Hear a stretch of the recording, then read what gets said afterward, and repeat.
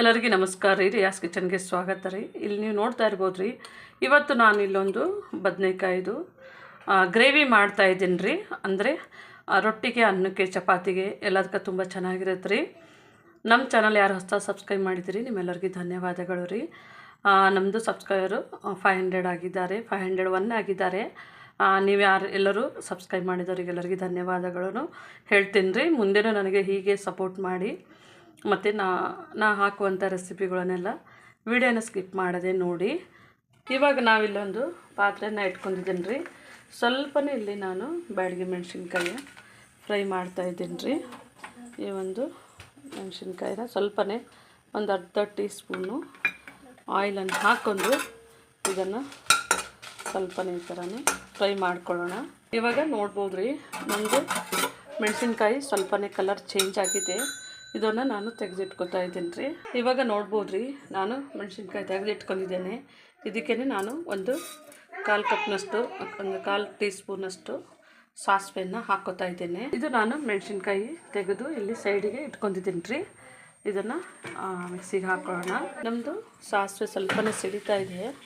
ಈ ಟೈಮ್ನಲ್ಲಿ ಕರಿಬೇವು ಸೊಪ್ಪನ್ನು ಹಾಕ್ಕೊಳ್ಳೋಣ. ಇವಾಗ ಇದು ಸ್ವಲ್ಪನೇ ನಮ್ಮದು ಬಾಡಿಸ್ಕೊಂಡಾಗಿದೆ ರೀ. ನಾನು ಇದಕ್ಕೆ ಒಂದು 4 ಬದನೆಕಾಯಿನ ಹೆಚ್ಚಿಟ್ಕೊಂಡಿದ್ದು ಇದನ್ನು ಇದರೊಟ್ಟಿಗೆ ಫ್ರೈ ಮಾಡೋಣ ರೀ. ಸ್ವಲ್ಪ ಇದಕ್ಕೆ ಆಯಿಲು ಸ್ವಲ್ಪ ಚೆನ್ನಾಗಿ ಹಾಕ್ಕೋಬೇಕು ರೀ.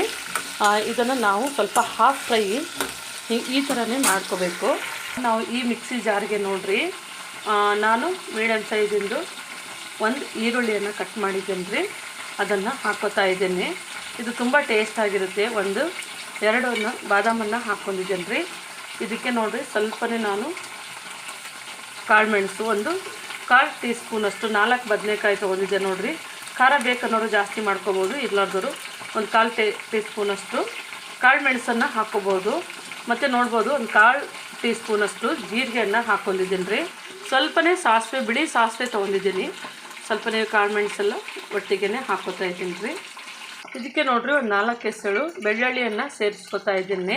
ಇವಾಗ ಇದಕ್ಕೆ ನೋಡ್ರಿ ಒಂದು ಅರ್ಧ ಹೋಳ್ನಷ್ಟು ತೆಂಗಿನಕಾಯಿ ತುರಿಯನ್ನು ಹಾಕೋತಾ ಇದ್ದೇನೆ. ಇವಾಗ ನೋಡ್ರಿ, ನಮಗೆ ಎಷ್ಟಾಗುತ್ತೆ ಅಷ್ಟು ಇದನ್ನು ನಾವು ಮಿಕ್ಸಿ ಮಾಡ್ಕೊಳ್ಳೋಣ. ಇವಾಗ ನೋಡ್ಬೋದ್ರಿ, ನಮ್ಮದು ಸ್ವಲ್ಪನೇ ತರಿಯಾಗಿ ನಾನು ಇದನ್ನು ಮಿಕ್ಸಿ ಮಾಡ್ಕೊಂಡಿದ್ದೇನೆ.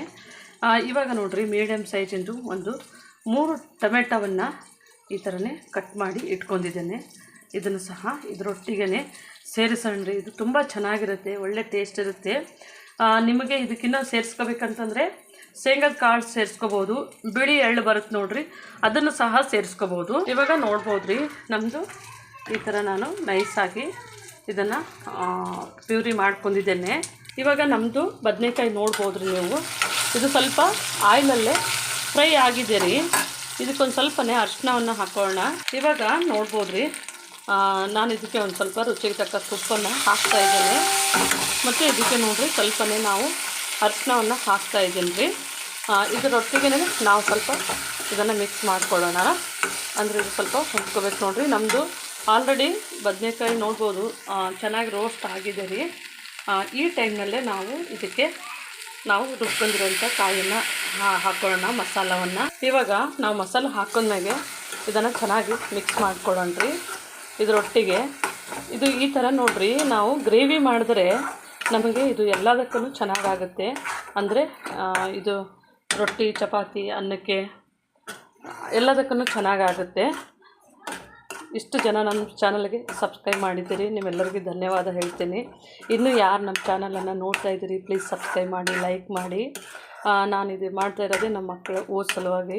ಅಂದರೆ ಈಗ ಮಕ್ಕಳಿಗೆ ಎಜುಕೇಷನ್ ಚೆನ್ನಾಗಿ ಕೊಡ್ಬೇಕು ನೋಡಿರಿ. ಅಂದರೆ ನಾವೆಲ್ಲರ ಕೆಲ್ಸಕ್ಕೆ ಹೋಗ್ಬೇಕಂತಂದರೆ ನಮಗೆ ಟೈಮ್ ಸಾಕಾಗಲ್ಲ. ಅಂದರೆ ಮನೆಯಲ್ಲಿ ಮಕ್ಕಳಿಗೆ ಯಾರು ನೋಡ್ಕೋರಿರಲ್ಲ. ಹಾಗಾಗಿ ನಾನು ಇದು ಒಂದು ಮನೆಯಲ್ಲೇ ಯೂಟ್ಯೂಬ್ ಚಾನಲ್ ಮಾಡಿದ್ರೆ, ಅಂದರೆ ಮನೆಯಲ್ಲಿ ಮಕ್ಕಳಿಗೆ ಓದಿಸೋದು, ಇವಾಗೆಲ್ಲ ಮಕ್ಕಳಿಗೆ ಎಲ್ಲಿ ಬಿಟ್ಟು ಹೋಗೋಕ್ಕಾಗಲ್ಲ. ಹಾಗಾಗಿ ನಾನು ಎಲ್ಲಿ ಕೆಲಸಕ್ಕೆ ಹೋಗಲ್ಲ ಅಂಥೇಳಿ ಈ ಒಂದು ಯೂಟ್ಯೂಬ್ ಚಾನಲನ್ನು ಓಪನ್ ಮಾಡಿದ್ದೀನಿ. ಎಲ್ಲರೂ ನನಗೆ ಸಪೋರ್ಟ್ ಮಾಡಿ, ಯಾರು ನಮ್ಮ ವಿಡಿಯೋನ ನೋಡ್ತಾ ಇದ್ದೀರಿ ಸಪೋರ್ಟ್ ಮಾಡಿ, ಶೇರ್ ಮಾಡಿ ಅಂತ ಕೇಳ್ಕೊಳ್ತೀನಿ. ಇವಾಗ ನೋಡಿರಿ, ಇದು ಒಂದು ಸ್ವಲ್ಪ ನಮ್ಮದು ಖಾರ ನಾವು ಒಂದು ನಿಮಿಷಗಳ ಕಾಲ ಇದನ್ನು ಚೆನ್ನಾಗಿ ಬಾಡಿಸ್ಕೋಬೇಕ್ರಿ. 1 ನಿಮಿಷ 2 ನಿಮಿಷಗಳ ಕಾಲ ಇದು ಸ್ವಲ್ಪ ಹಸಿ ವಾಸನೆ ಹೋಗೋ ತನಕ ನಾವು ಇದನ್ನು ಬಾಡಿಸ್ಕೋಬೇಕ್ರಿ. ಇವಾಗ ನೋಡ್ಬೋದು ರೀ, ಸ್ವಲ್ಪ ನಾನೀಗ 2 ನಿಮಿಷ ಆಗಿದೆ, ಸ್ವಲ್ಪ ನೀರನ್ನು ಹಾಕೋತಾ ಇದ್ದೀನಿ. ಅಂದರೆ ತುಂಬ ನೀರಿಲ್ಲರಿ, ಸ್ವಲ್ಪ ನಮಗೆ ಗ್ರೇವಿ ಥರ ಬರಬೇಕು ನೋಡಿರಿ. ಸ್ವಲ್ಪ ಗಟ್ಟಿಗೆ ಇರ್ತಿದ್ದು, ಹಾಗಾಗಿ ನಾವು ಇನ್ನೊಂದು ಸ್ವಲ್ಪ ಚೆನ್ನಾಗಿ ಬೇಯಿಸ್ಕೊಂಡ್ರೆ ಇದು ಟೇಸ್ಟು ತುಂಬ ಚೆನ್ನಾಗಿರುತ್ತೆ. ನೀವು ಮನೆಯಲ್ಲಿ ಒಂದು ಸತಿ ಟ್ರೈ ಮಾಡಿ ನೋಡಿರಿ. ನಾನಿಲ್ಲಿ ಟೊಮೆಟೊವನ್ನು ಹಾಕಿದ್ದೀನಿ ರೀ. ನೀವು ಬೇಕಿದ್ದರೆ ಈ ಒಂದು ಬದನೆಕಾಯಿ ಸ್ವಲ್ಪ ಅರ್ಧ ಬೇಯಿತು ಅಂದರೆ ಖಾರ ಹಾಕೋದಕ್ಕಿಂತ ಮುಂಚೆನೇ ನೀವು ಇದಕ್ಕೆ ಹುಣಸೆ ಹಣ್ಣು ರಸ ಹಾಕ್ತೂ ಬರುತ್ತೆ ರೀ. ಹುಳಿ ಟೊಮೊಟೊ ಒಂದು ಇದ್ದರೆ ಸಾಕ್ರಿ. ಹುಳಿ ಟೊಮೊಟೊ ಹಾಕೋದ್ರಿಂದ ನಮಗೆ ಗ್ರೇವಿ ತಿಕ್ಕಾಗಿ ಬರುತ್ತೆ ಮತ್ತು ಟೇಸ್ಟ್ನೂ ಚೆನ್ನಾಗಿರುತ್ತೆ ರೀ.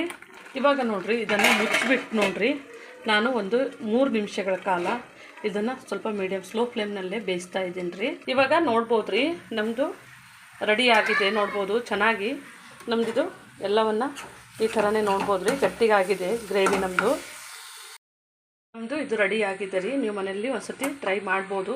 ನಾನು ಸ್ಟವನ್ನು ಆಫ್ ಮಾಡ್ಕೊಂಡಿದ್ದೇನೆ ರೀ. ನೀವು ಒಂದು ಸತಿ ಟ್ರೈ ಮಾಡಿ ನೋಡಿ. ನಮ್ಮ ಚಾನಲನ್ನು ಸಬ್ಸ್ಕ್ರೈಬ್ ಮಾಡಿ, ಲೈಕ್ ಮಾಡಿ, ಶೇರ್ ಮಾಡಿ. ನಮ್ಮ ವಿಡಿಯೋನ ನೋಡಿದ್ದಕ್ಕಾಗಿ ಧನ್ಯವಾದಗಳು.